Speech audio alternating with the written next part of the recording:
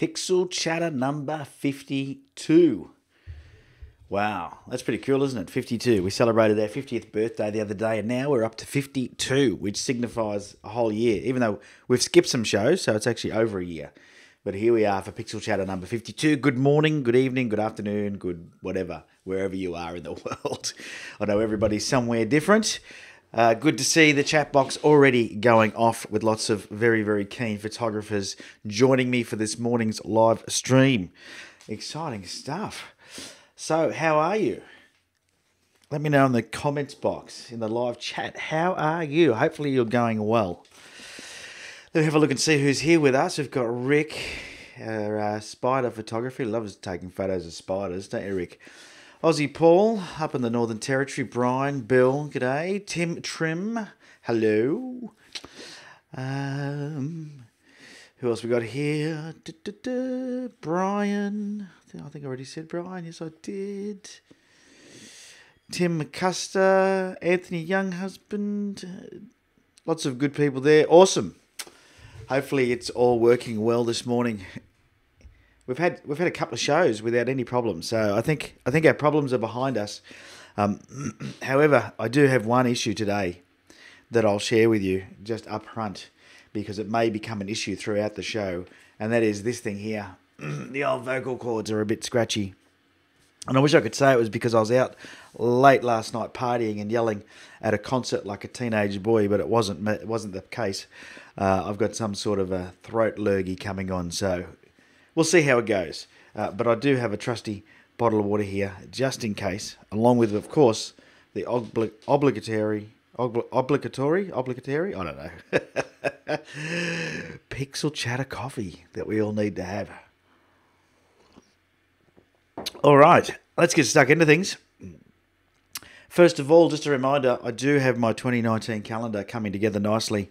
I would say it will be fresh off the printing press in a couple of weeks and ready for shipping. And I mentioned last show, and maybe the show before, about it. I haven't really marketed it anywhere else yet. And I've already got almost half of them somebody has spoken for. So what happened was I asked for emails or a message through Facebook if you wanted a copy of the 2019 calendar. I'm printing 50. Nearly 20 of those are already being spoken for. So they're going to be $30 Australian, which is like, $20 US roughly, $22 maybe, and going to be plus postage and handling, and that'll be to wherever you are in the world. I'll be charging whatever I get charged to get those posted out. So if you'd like my 2019 calendar, that the VIPs had very kindly helped me select 12 images. I am putting one surprise image in there though, that was not in those selections. So I found another one I thought I'd like to put in my first calendar ever. And anyway, so the 2019 calendar, it's all coming together. If you want one, if you want to be on the list to get one, please email me or send me a message through Facebook or however you like, and I'll make sure that we get one there for you. Oh, awesome. All right. Now, just a reminder too, this show and all of the videos that I put together are brought to you by the On Three Legs VIPs, the very important photographers.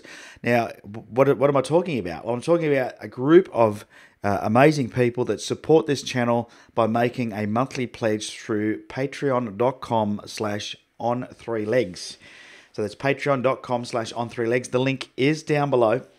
And those amazing people, a lot of them who are here today on the live chat, every month make a pledge, and that keeps our channel pumping along just nicely. In return, depending on the level that you pledge, you get all sorts of goodies.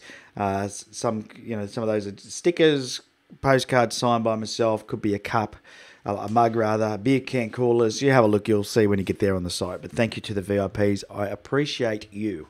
You're amazing people. Another reminder as we get the show underway. Tasmania, if you haven't seen, I've been promoting it pretty heavily. We still have a couple of spots left. We are just about booked out. It's not until May next year, which is pretty cool, isn't it? And I'm not going to run a second one. I'm not going to pull that trick. We did that last year because the first one sold out in like hours. This one's taking a little bit longer, but that's cool. We've got till May next year. We do have a couple of spots left. Come to Cradle Mountain with me.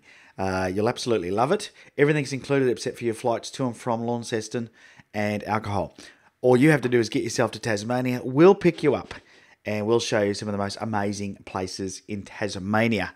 But I do believe, if Anthony's here, that the tree at the boat shed is no longer there. Is that right, Anthony? Tell me a bit about that.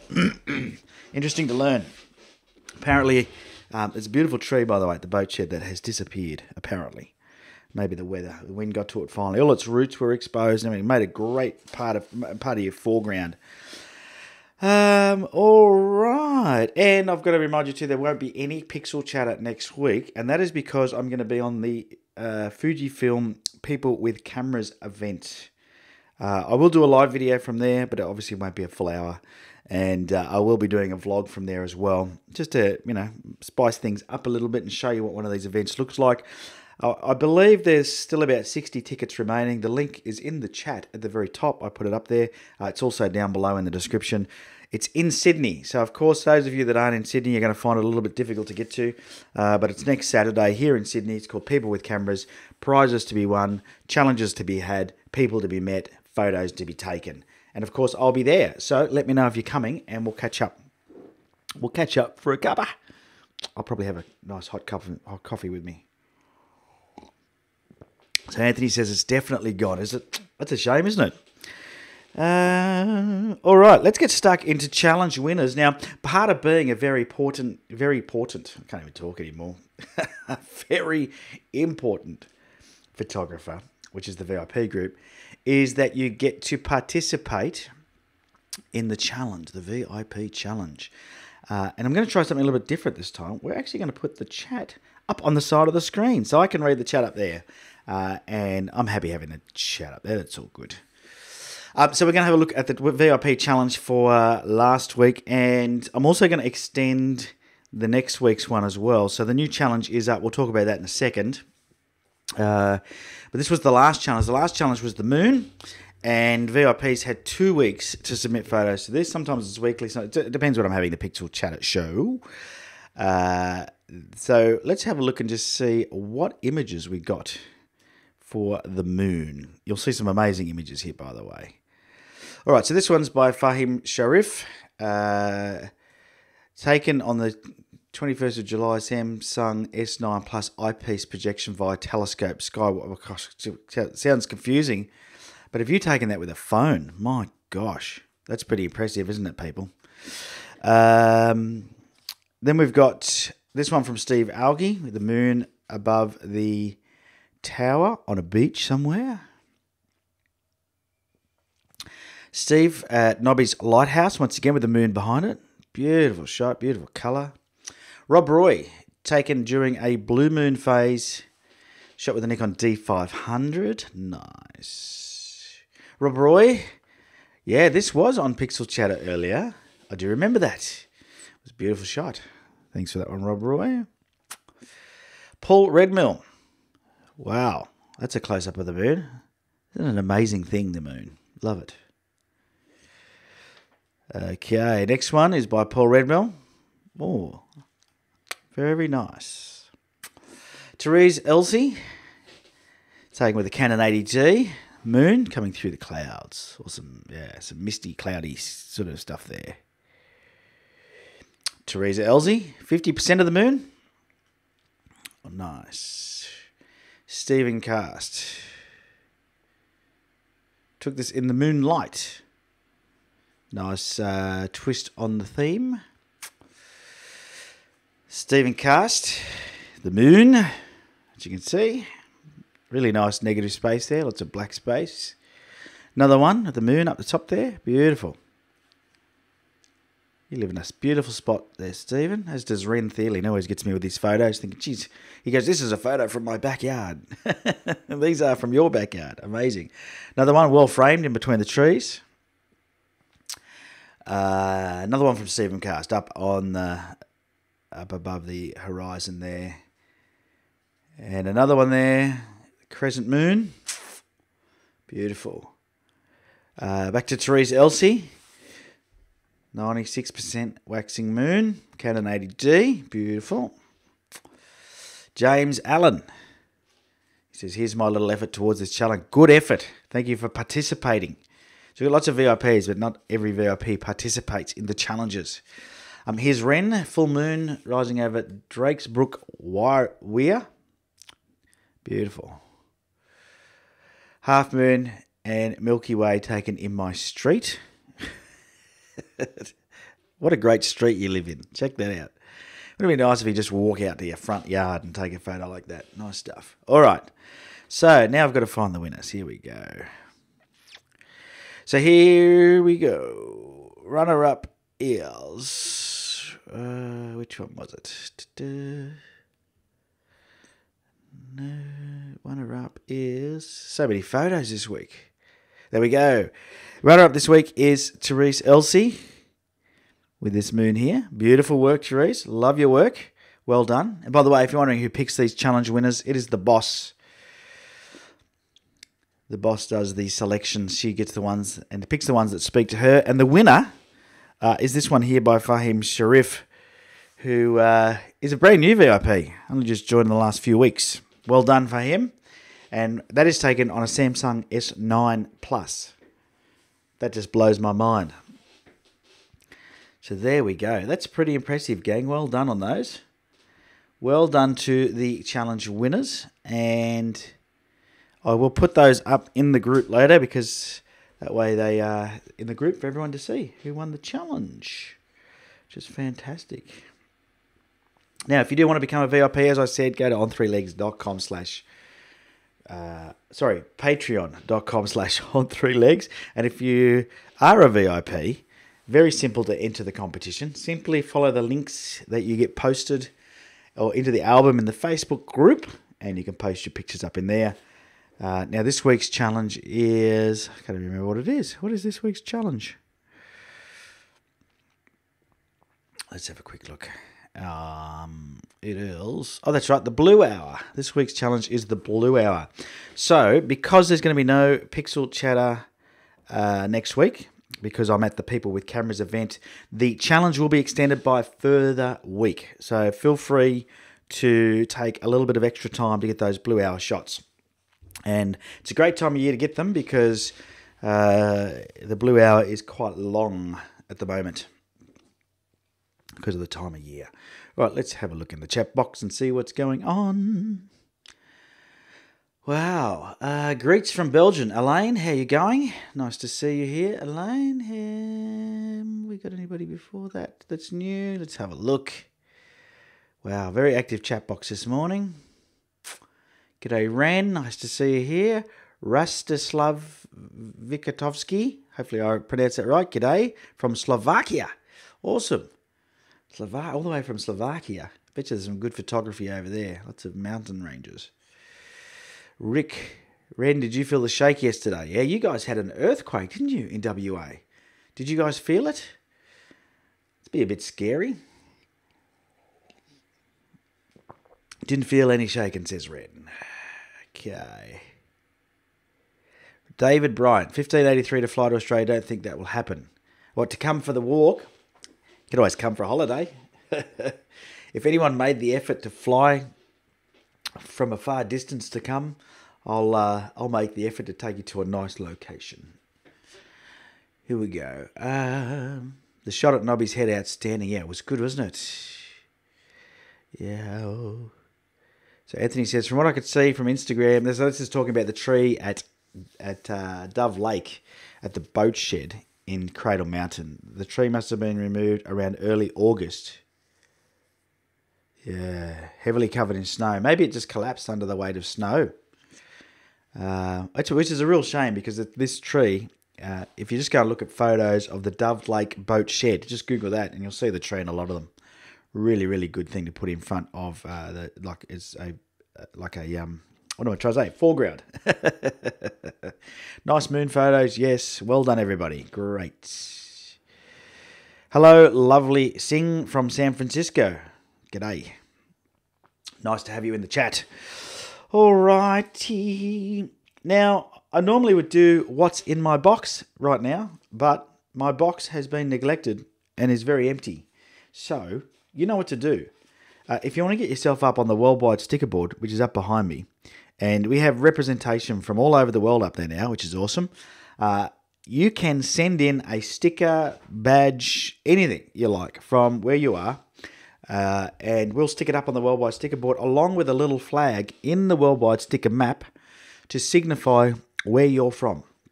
You can get yourself up on the map. The way you do that is you send a sticker in to me at the P.O. Box that is listed down below. And I go and check what's in my box. And I find whatever you send and we stick it up there.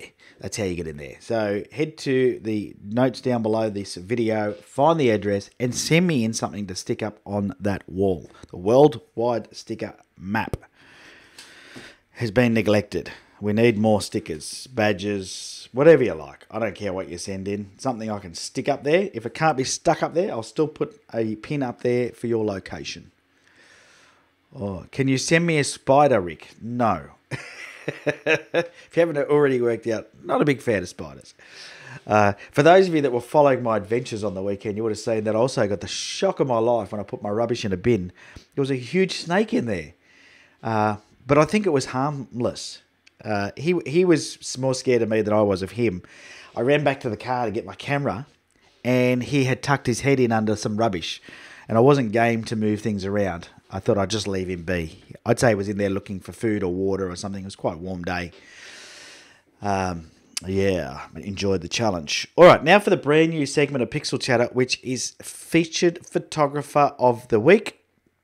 And majority of these will be my Patreon supporters to give them back a little bit of love and help them get some exposure. This man has been a great supporter for a long time and does some great work and has started to promote himself on social media and needs a little bit of love from you.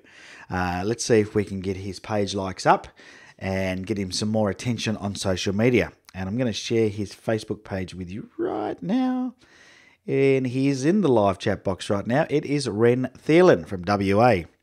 So head across to Facebook and look up Ren Thielen Landscape Photographer. Ren Thielen Landscape Photographer. And you'll see he's got some amazing photos there. Lives in a beautiful location in WA where his backyard is full of amazing sights. And he photographs some really cool things that I know you'll all enjoy. Things like these Milky Way and starry nights from his street, which is kind of cool. And that there is his profile photo, Clifton Jetty, I think it's called, Clifton Lake, something like that. Can't remember now. But I actually met Ren there when I was in WA. So there you go. Give Ren some love. Head over and get liking his page. Let him know that you love what he does. Really important. So there you go. Okay, let's see what's going on here. Uh-oh. I think I've just upset my software. Here we go. No, it's all right. Holy moly. Oh, I see what's going on. Okay, I think we're all good. Now, whilst we're on the topic of social media, here's a fantastic way for you to catch up with me online. These are my social media pipes. I know you probably already are connected with me on some of those, but I am active on all three, mostly on Facebook. But feel free to connect with me there. It's a great way to keep in touch and see what it is I'm up to. I am going to have a cough. So whilst I'm coughing, I think what I'll do is I'll just put my social media pipes up there. There we go.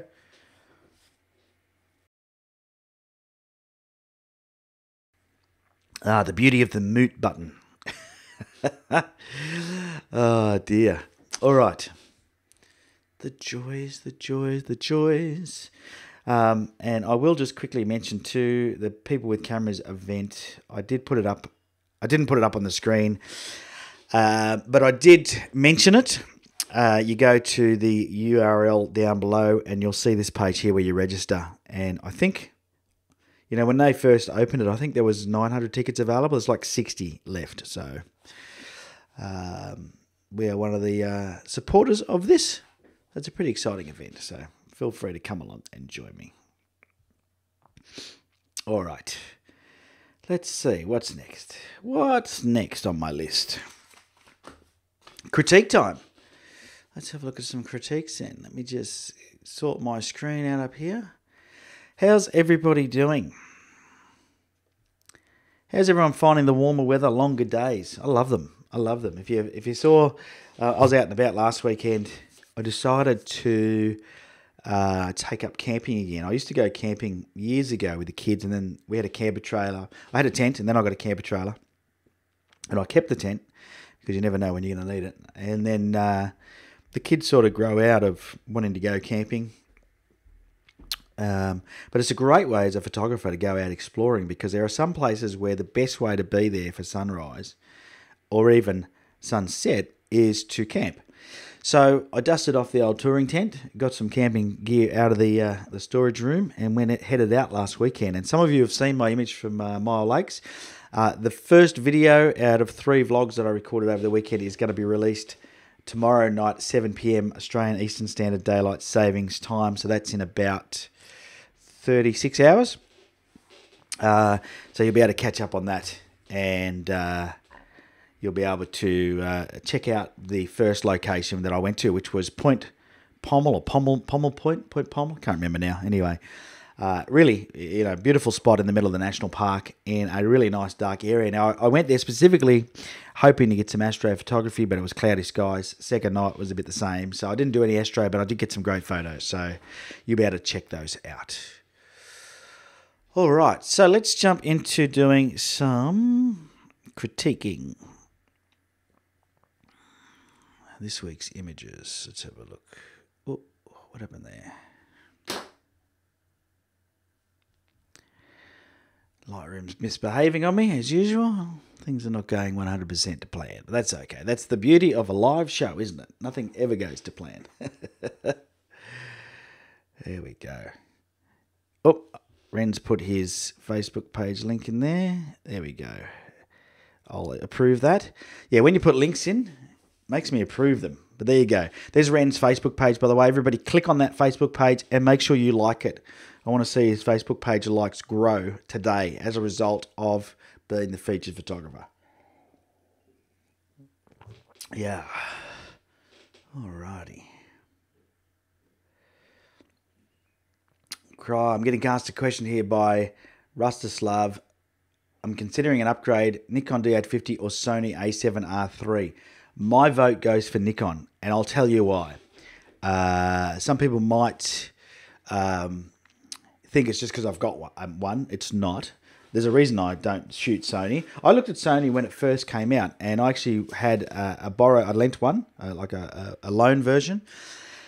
And you know what bugged me? Was the fact that it was so menu-driven, like digital menu. There was hardly any buttons on the outside. It actually made it quite user-unfriendly. And if you have a look at a lot of the reviews on Sony gear, the biggest thing that people say that bothers them is the user interface is complex. I like it to be easier. I like it so I can just press buttons in the dark and know that I can change things. I think that's for me. Now, there's a lot of people that will argue with me and go, it's easy, what's wrong with you, blah, blah, blah. But I just love the tactile feel of buttons and dials. And I think that's why I also like the Fujifilm cameras, is because they are so easy to adjust things from the buttons and dials, rather than having to worry about trying to work my way through menus to get things done. I just hate having to drive down through menus. All right. That's my coffee done with. Good question. Cool work, Ren. Blah, blah, blah, blah. Beautiful images. So, hey, g'day, Andrew. Nice to see Andrew Ma, fellow vlogger. Andy from Portsmouth. G'day, Andy.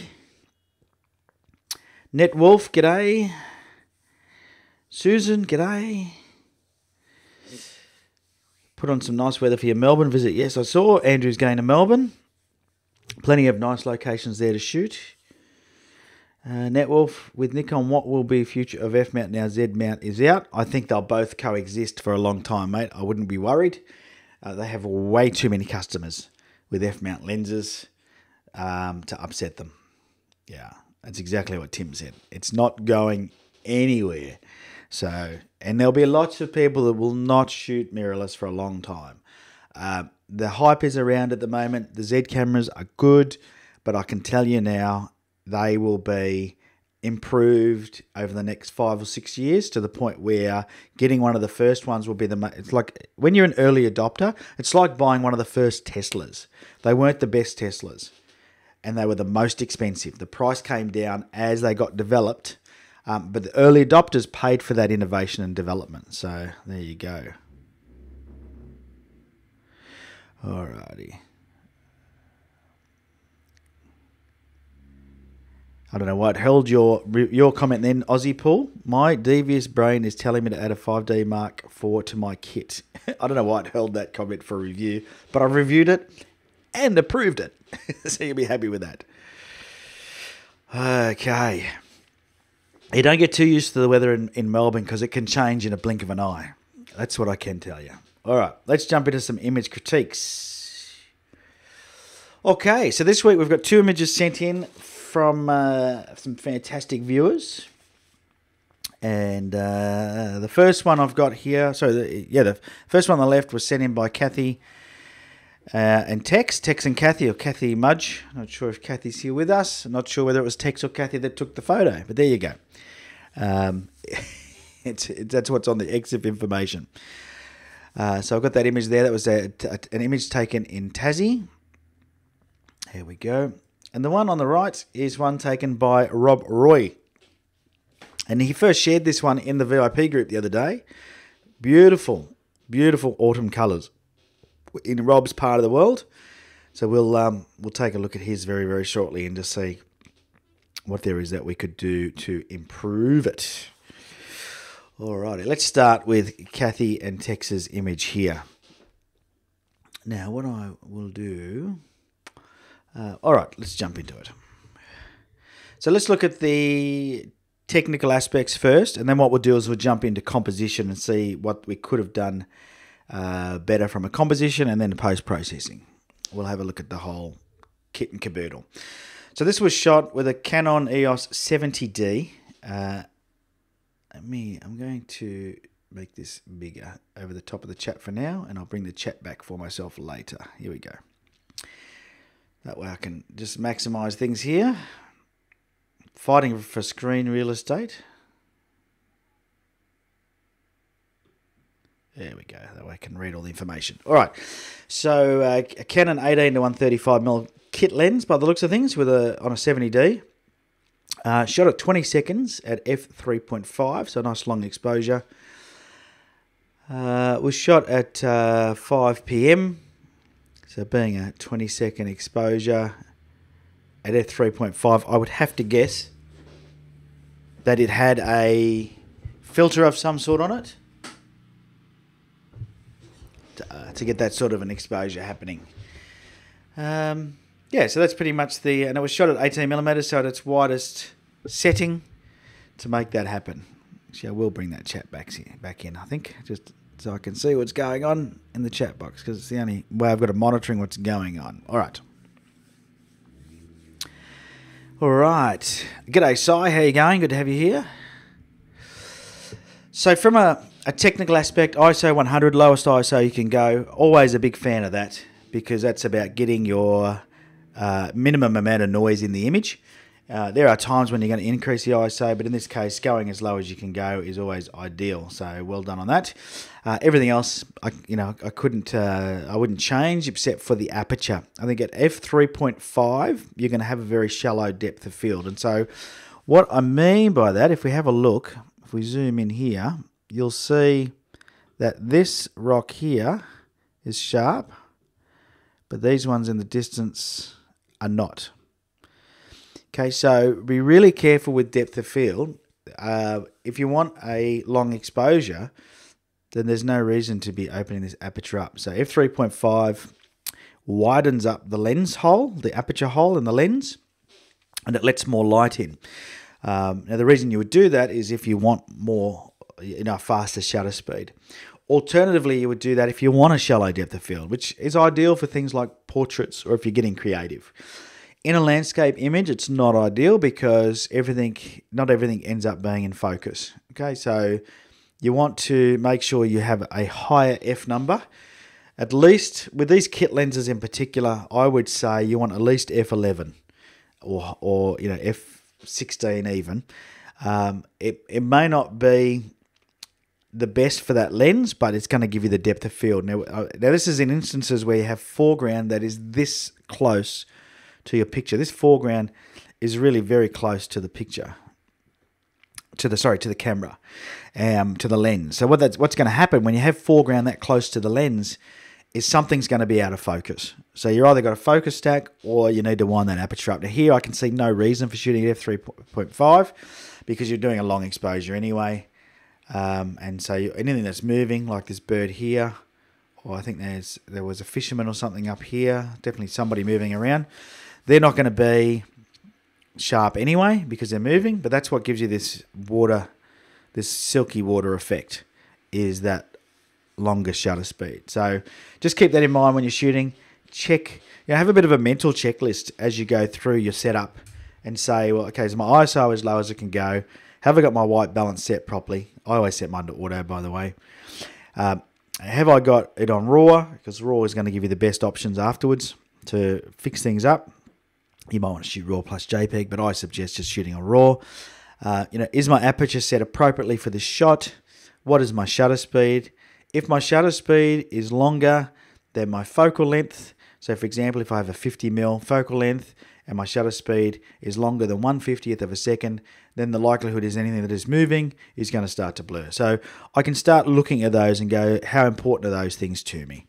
If I'm doing a long exposure, then I want to make sure that. So just have a bit of a checklist, just go through those things each time you take a shot, and that's going to help you make sure that you avoid getting back home. Now, especially, let's say you went on a big trip and you were traveling and you didn't have the opportunity to preview your images on anything but the back of your camera. It can be very difficult sometimes to pick up subtle things like background being out of focus inside your camera preview. So, it's disappointing, and I know this from my own experience, right? I know I've been out, taken photos, got home, and they're not sharp. So, if when you're on a trip, I suggest that you are really careful as you go through composing and taking your photos, because especially if you're going away and this is not your backyard, then it's hard to go back, and that you'll just be kicking yourself otherwise. All right, so that's the technical aspect out of the way. Let's jump into the develop module. There's a few things going on that I think could definitely be improved. I think one of the things you've got to be careful of is, you're leaving space around things. This has been cropped relatively square by the looks of things. If we were to get rid of this on the left, we get a bit more real estate going on. It's a relatively square, it's almost like an 8x10 sort of looking at it. Let's have a look and see how close I am to that. Yeah, almost. Okay, so it's almost like a large format type crop. I'm just going to go back to custom here and lock that and get rid of this. There we go. So it's almost square. So I'm not sure what was cropped out, which is always the challenge when I'm looking at these images on my screen. But to me, it's a bit tight. Okay, and what I mean by that is that there's not enough space around the right-hand side of this headland here. I would have extended that out. Now, one of the things is when we're photographing, we don't want to cut out things like any color or whatever in our image, because that's what really makes an image. In some cases, is the color that was bouncing off of the cloud. So maybe you were really going for that. It could have been the color that was on these rocks that you wanted to really include. To me, and I wasn't there, I would have probably moved to the left and had this big rock and this line of rocks coming out more from the right-hand side of my image. Hopefully that makes sense. Just having a drink of water to stop myself from coughing. Pano time, is it? I just looked at the note. Yeah. So from a composition point of view, I think it could have been improved. There's not a lot going on in the sky, so everyone's suggesting pano. Let's go pano. Let's go pano. That definitely improves it. I also think that it needs a bit of processing. It's not, the challenge we've got is it's not in focus. So I'm going to do my best here. Things like this blurry person adds 0 to the image. So what I like to do is just clone them out like so. Something like that. I would probably use Lightroom's trying to replace them with something from the rocks there. I would definitely use Photoshop to do it, because this is not working so well. As you can see, it's putting a funny edge on the bottom. But anyway, I'll fix it up in a second, because you can always come back and give it another going over like this if you need to. It's a bit confused. It keeps trying to select rock as its edge. So I'm just going to try and find somewhere to make this work, and I can't. Yeah, I'd have to fix that up in Photoshop, I think. Let's just... it doesn't matter what I go to here. It's going to just leave that black. It's horrible, isn't it? All right, well, we'll just put up with that for now. But I would definitely get rid of that. That bird's okay. This one here is blurry and will be very easy to remove using this tool. So let's just do that. You know, so that sort of cleans those things up. From a post-processing point of view, I'm going to bring those shadows up a bit. It's a bit dark in the foreground, so don't be afraid to do that. The other thing you can do is just adjust your whites and blacks, and it's a good idea to do that first. If I think about the first thing I do in an image when I open up an image, is I will hold down my shift key, double click on whites, double click on blacks, and that just sort of, you know, stretches your dynamic range. Then we can sort of increase the shadows a bit. Contrast, I'll usually wait. I'll bring highlights back a bit. Contrast now we can bring up a bit. Let's give it a little bit of clarity, a little bit of dehaze, a little bit of vibrance. Shadows I think can come up a little bit higher. Let's give it a bit of vibrance now. Here we go. A little bit of vibrance. Let's adjust the white balance. Just warm it up a tad. Let's just check and see what it thinks. Let's find a spot we can click on with our little white balance eyedropper tool. Find something that's relatively neutral. Where are we? Yeah, that's a good one there. And to me, that is probably looking a bit better now. Although still a bit blue. I don't like what the white balance has done there, but that's okay. Let's just warm it up just a little bit more. There we go. I'm just going to drop that exposure slightly. And let's just increase that contrast slightly. There we go. All right, let's have a look now. Oops, what I'm going to do is I'm just going to turn off the highlight. There's a few little red dots because I've let it blow out slightly in a couple of spots, but that's okay. So this was before and this was after. Now, besides that really messy clone up there, as you can see, that's terrible. But you would have to Photoshop it. Hang on. Oh, this cough is no good. Yeah, you would have to Photoshop that to get it right.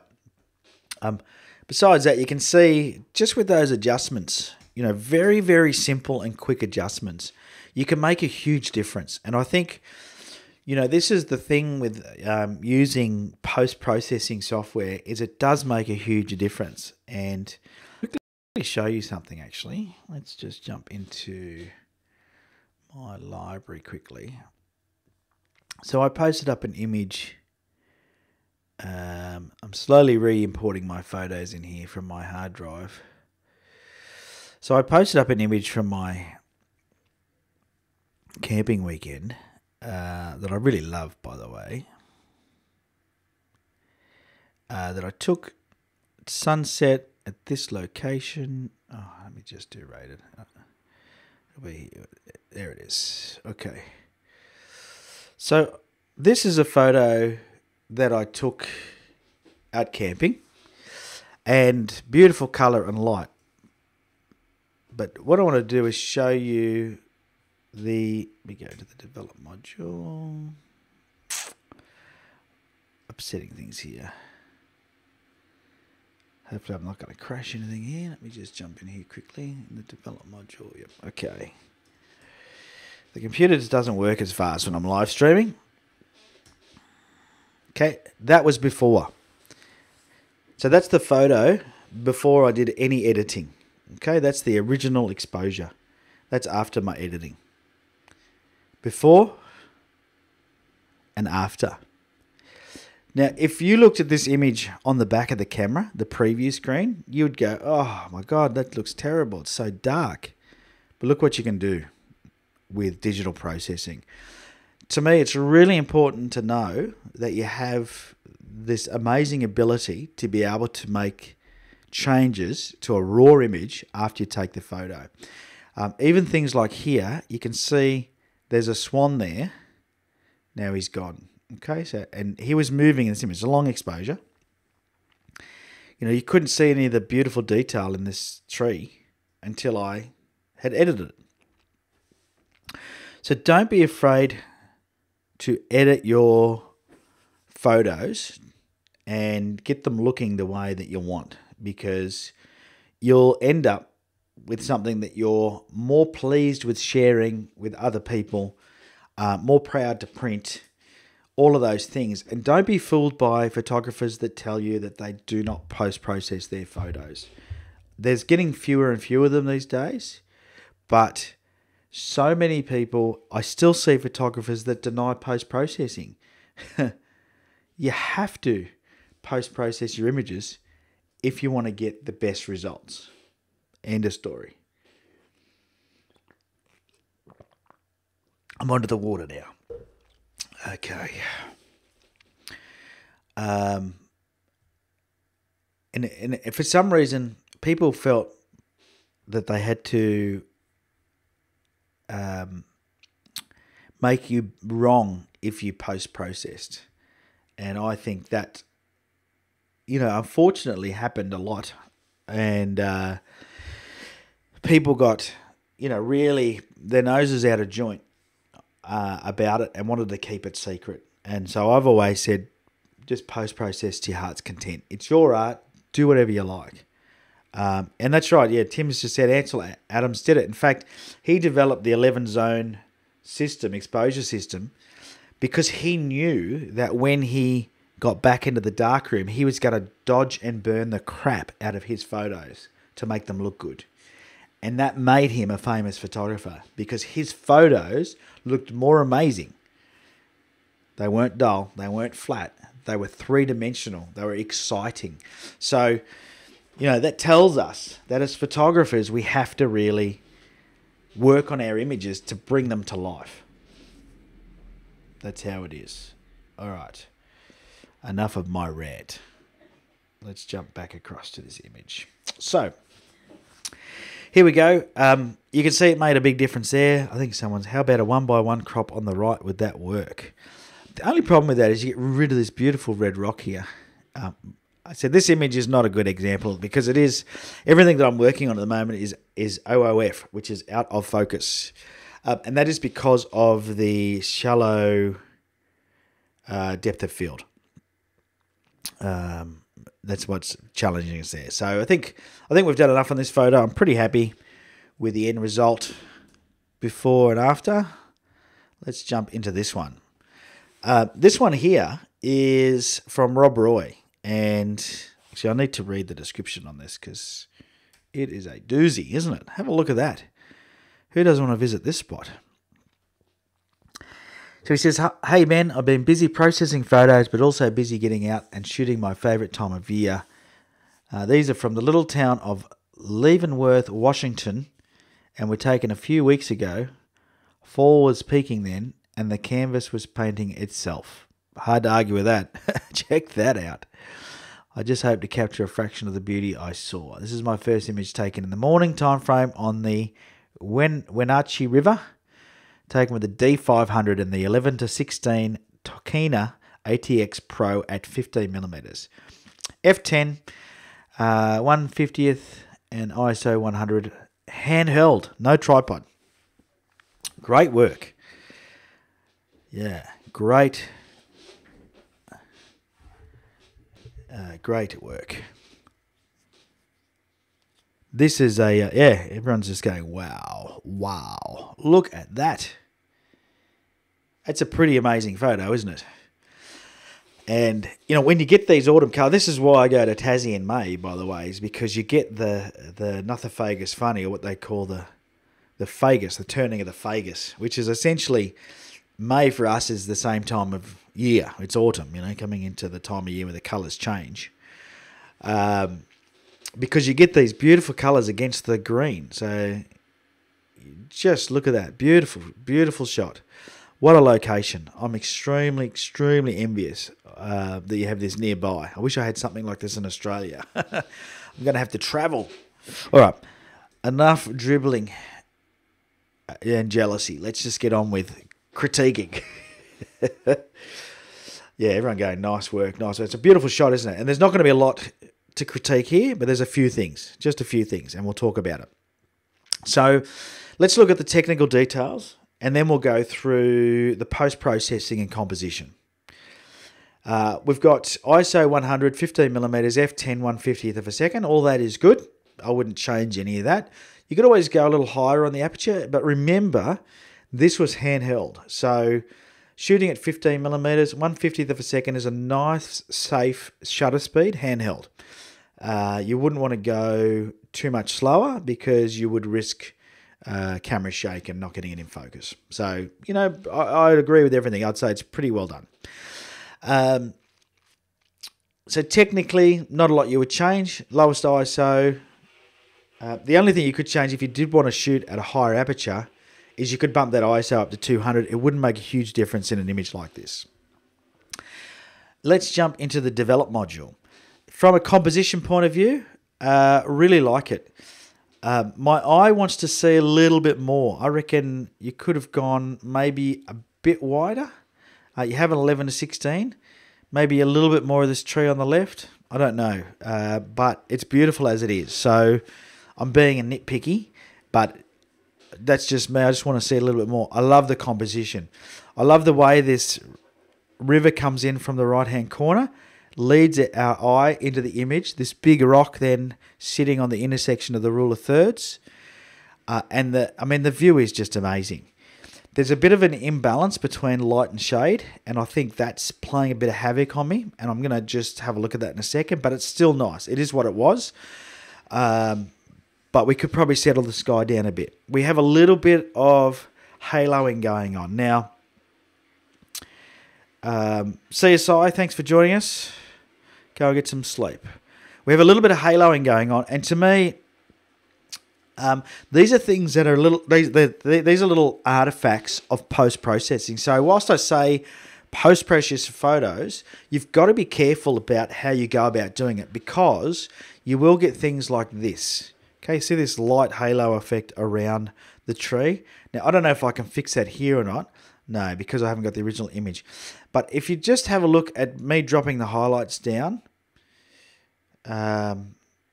it usually is an effect of dropping highlights that will make those.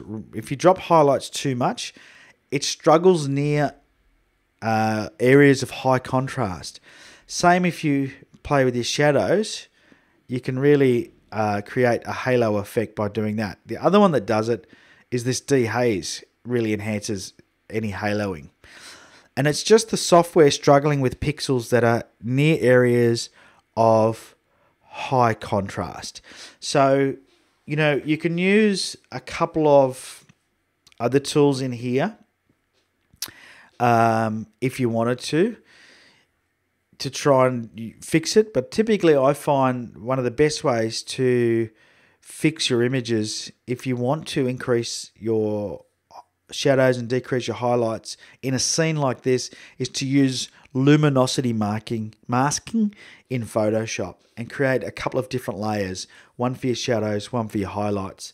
And Jimmy McIntyre, who I used to do a fair bit with years ago when we were into HDR, has some amazing resources online for luminosity masking, and enables you. He's got, I think they're even free to download. You might have to pay for them, I can't remember. But he's got a full set of presets for Photoshop. They're called actions. So you don't have to worry about how to learn how to do it. You just press the button, it does it for you. And it's very, very simple. And it means that it will create masks around all the fine detail, because you trying to create a mask around every single twig on this tree would be like crazy. But it would mean that you wouldn't get this effect. See that, like, you've got this really dark effect in the middle of the blue, and then it's really light in the corners. To me, I would try and fix that. So you could use something like a radius filter in the middle here, and see if we could, you know, lighten that area up a bit. Oh, I'd have to invert the selection. Let's try again.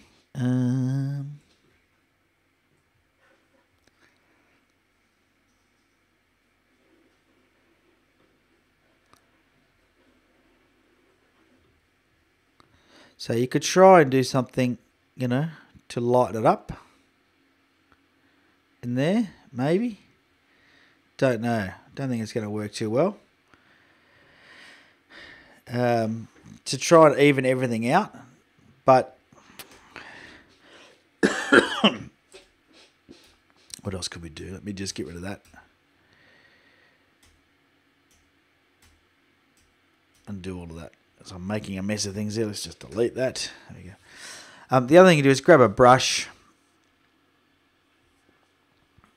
and try and just use an increased exposure on a brush to try and just get rid of that, because it just is a little bit too much of a difference between those two spots. Now, Dennis is asking if a polarizing filter was used. I'm not sure. It could have been. There's still quite a lot of reflection in the water, and he didn't say in his description, so I'm not sure. Now, I'm just going to increase that a little bit more.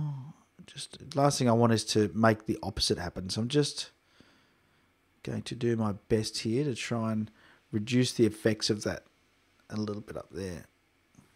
Okay, I need to undo this bit. So just go, oh gosh, that's terrible. Why did it do that? My minus brush was horrible. So let's just do that again and just do this just a bit. I just didn't like the way that worked on the edge there. Yeah, my minus brush needs some adjusting. Reduce the flow right down. Here we go. Now, if you use brushes in Lightroom, you hit the Alt or Option key and it turns it into a minus. But just so you know, you've got to adjust the brush on the right-hand side. It doesn't automatically pick up the settings from your other brush. There we go. That's a bit better. So let's just have a look at how that's fixed things, because it has made a difference. That was before and after. So you can just see that, you know, to me, that dark blue was a little bit out of place. Now, it needs more work than that. This is very roughly done. But you can see it has made a big difference and got rid of that unnatural sort of blotch at the top of the screen. So don't be afraid to do that if you see that. One of the ways which I find works well to spot these things is actually zoom out. Like, so if you make it smaller, when you make your image smaller, quite often what you see is you'll see those spots more prevalent. Now, that still needs a bit of work, but it's still better than what it was. Okay, so it's looking better. The other thing is I would like to see a little bit more oomph in the shadows. Not too much, but just a little bit more. Maybe a bit more contrast, a little bit more vibrance on those trees. Let's grab a brush. And I'm going to give these trees a bit of a colour up because they're just amazing. So I'm just giving them a bit of a saturation brush on the fall, the autumn colours. Okay, that looks good. And I'm going to do a graduated filter from the bottom. This is a good thing with Lightroom. You can just do so much. And I'm just going to use it to increase the exposure slightly on the bottom. Okay, so I'm going to drag this bottom line up so the transition's at the right spot. Let's just do that. Let's move him down a bit, somewhere around about there. Yep, liking that. And I'm also going to increase the temp on the bottom because I feel like the bottom's a bit cool. And that's because you've got two different white balances going on, right? You've got sun up here and you've got shade down here. And I'll just show you what they did so you can see the effect. So this was before and this is after. Can you see the difference? Just a huge difference. And it just brings it to life, you know? Just brings it to life. So I'm going to give it a little bit more... Well, what am I going to give it? A little bit more contrast, I think. Let's drop the blacks down. Let's see what it does. Not much at all. Oh, wants to drop the whites right down. Yeah, that's all right. We can do that. Bring the overall exposure up a tad. There we go. And the overall temp, just a little bit, maybe +1. There we go. I think I'm pretty happy with that. Like I said, over here, you know, that way that the light is bouncing through those trees is a bit halo-y. That needs fixing, but very hard to fix without the raw file. Just keep an eye on those things. But I'm pretty happy with that. Before and after. Before and after. Beautiful shot. Top location. And great composition. So you've got the raw file. Rob, you know, those little changes, you can do those with your raw file. You just see the difference. So just be mindful, gang, when you do take a photo where the scenery is blocking the sunlight, your white balance is going to be different between the two. See how the bottom half is a bit bluey and the top half is nice and warm? That is a result of just, you know, you need to change the, you know, this is shade and this is sun, right? And you know your camera has a shade setting and a sun setting. That's because the white balance for those two situations is different. So when you take a photo that is part shade, part sun, you are going to have to make an adjustment. Because you can see it just looks really quite cool in the foreground. And then after the adjustment, you can see how warm it is. I would be even tempted. I'll do one more quick change because we have time. I'm going to grab another brush and I'm going to give the clarity a go on these reflections here in the water. Look at this. So I really think they're beautiful. Watch this. Okay, that'll do. Now let's go back to here. Before, after. Before, after. How nice is that? I would be framing that, sticking it on the wall. Great shot, Rob. Great shot. Oh. Hit the wrong button. It doesn't matter because we're done. Alrighty. What's everyone's thoughts on that one? I think Rob did a great job. He did a great job. And by the way, if you want to send something into Pixel Chatter for critique, the way to do that is in the description below. You'll find an email address, ben@onthreelegs.com. Send your images in. 3,000 pixels on the longest edge, and I will critique them on the show. At least 3,000 pixels. And please include the EXIF information so I can go through with all the details from technical composition and post-processing and help you get some better photos happening. Alrighty, well, there you go. Just a reminder, no Pixel Chatter next week. I will be at the Fujifilm People with Cameras event. The People with Cameras event is a creative event. It's an amazing thing that the Fuji guys have been putting on now for a few years. I've been involved since the very first one. And you don't have to have a Fuji camera to go. You can have any camera, even if it's just your phone. And it starts at 9:30 a.m. in Sydney. And there'll be hundreds of photographers there. There'll be prizes. There's a lot of people involved that support the event. And it's a great day out. So if you're in Sydney, if you're going to be in Sydney, I will be there. Please let me know. Give me a shout and I'll catch up with you there. It'll be really great to see you there. We'll have a coffee together as we walk around. I will be recording a vlog hopefully during the day, as long as they're okay with me doing that. I'm pretty sure they will be. To show you what it's like to be at a Fujifilm with Cameras event. Does PwC operate in the West? Not that I know of. I know they did one in Melbourne some last year or the year before. But yeah, I'm not sure whether they do one in WA or not. But you could always run your own photo walks. Maybe our friend Andrew Marr could run a photo walk over there. I'm sure he's got enough on his plate without me suggesting extra things for him to do. If he's still in the chat box, who knows? But yeah, there you go. It's a great event. Okay. So, just to finish up, share your social media handles in the chat box. Get everybody following everyone. That's what it's all about, is sharing the love. Aussie Paul said, do a live feed whilst at the event. Yeah, I will. I'll do a Facebook live, probably. I might try and do a YouTube live, actually, from there. I've got a new app on my phone that allows me to do that, so I might try that. Tim says, try not to drool on their GFX. Yeah, it's going to be difficult. I will be giving it a go. Aussie says, great show as usual. Everyone had a great day night wherever you are. Awesome. Thanks, Aussie. Great show. Thanks, Brian. The show had a great flow to it today. Thanks, Anthony. Appreciate that, buddy. Great show, says Ren. Thank you. Dennis says, I would be proud to put that on my wall. So would I. Okay. I have to approve it if you're going to share links, which I will do now. There's Anthony's social media. Just getting approved. If you've got a social media handle, put it in the chat box now. Don't be afraid to put it in there. Get other people liking your page, getting to know each other. That's what it's all about.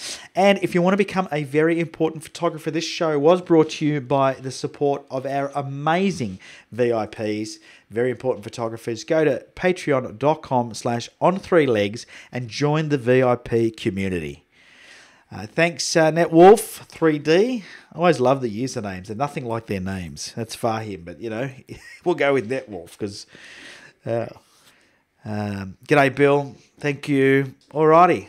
So we're going to wrap up on time once again. Another show that went without a hitch. So I've obviously fixed the technical issues by disconnecting that second monitor and using this for my setup. And I've actually got it working pretty well now, as long as you don't mind. How was the chat box on the side of the screen? Was that all right with everybody?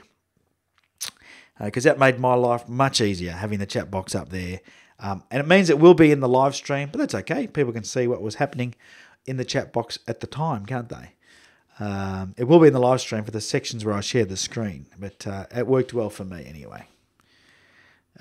All right. I think I'll wind it up there, but leave your comments. Let me know what you thought about having the chat box in that part of the screen. All right, until next week, you know what to do. You've been absolutely awesome. I've been Ben Fewtrell. You need to get out there and take some photos. Cheerio.